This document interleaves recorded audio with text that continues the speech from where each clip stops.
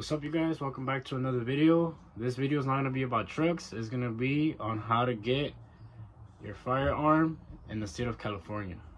I see a lot of videos on YouTube explaining how to get your gun, but I feel like they left off some important details, so I'm going to try to include them and try to be very clear on what you got to do. Okay, so first things first, you got to be 21. No matter if you're going to get a pistol, no matter if you're going to get a shotgun or a rifle, you got to be 21, period, in the state of California. All right, so you're 21 already. You don't got no felonies, no misdemeanors. You're trying to get your gun already. Where do you go? I personally went to Turner's Outdoorsman in the city of Long Beach. I recommend it because they got a lot of guns. They got a lot of pistols. They got a lot of ARs, a lot of shotguns. So I would go there. All right, so the legal documents that you're going to need is your driver's license or your ID. If your driver's license or ID has the bear on the top right corner, you're solid. That's all you're gonna need. But if you're like me and it says federal limits apply on the top corner, then you're gonna need your driver's license and your passport. If you don't have a passport, then you could take your driver's license or your birth certificate. All right, so what else do you need to take besides your ID and your passport? You're gonna need to take proof of address. I personally use my car registration because it's under my name, the same address as the passport, the same address as the driver's license. They all gotta match, and then they cannot be expired. Like your car registration, it can't be expired. Same thing with your ID or your driver's license, it can't be expired. It has to be valid. Also, your passport, it has to be valid. It can't be expired. If not, they're not gonna accept it. You're gonna waste your time and don't even go. All right, so you're 21, you got your legal documents, and you're at the gun store. What do you do next? You go up to the cashier, you tell them that you want to take your firearm safety certificate test, and then from there, you're gonna have to pay a total of $25, or depending what state you are, it's different. For California, it's 25 bucks in the city of Long Beach. And then from there, they're gonna take a test of 30 questions. You can only miss a total of 6. There's no time limit. It's pretty easy, common sense. There's a lot of practice tests online. I highly suggest you to study. I honestly only studied the day before and the day of, and I only missed 2, so it's pretty simple. Okay, so after you took your test, you're gonna give it to one of the staff members from there. They will grade it. They will tell you whether you passed or you failed.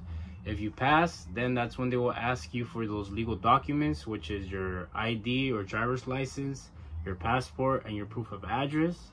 And then from there, they will print out your firearm safety certificate.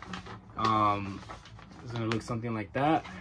And then from there, you could buy a firearm. As soon as they print out that certificate, you could buy a firearm right there on the spot. You just gotta wait in line.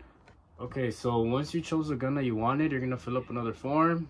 You just write your address, if you're a U.S. citizen or not, simple stuff like that. If you had prior felonies or misdemeanors, and then from there, they're also gonna ask you for your fingerprints, and then that's that. The only thing that sucks in the state of California after you bought your firearm, they don't give it to you right away. You have to wait 10 days.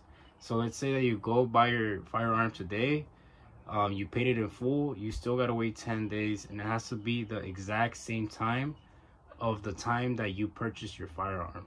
Okay, so a good example would be for the 10-day hold is that if you went into the gun store, you took your test, you passed it, and then you chose the gun that you wanted, and you left a deposit or you paid it in full.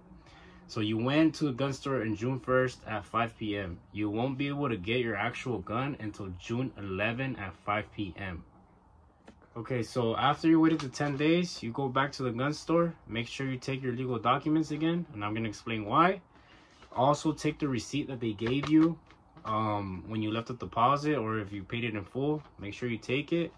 And then from there, they will show you your gun. They'll let you hold it, make sure everything is working. They'll show you how to put a round on your gun and unload it.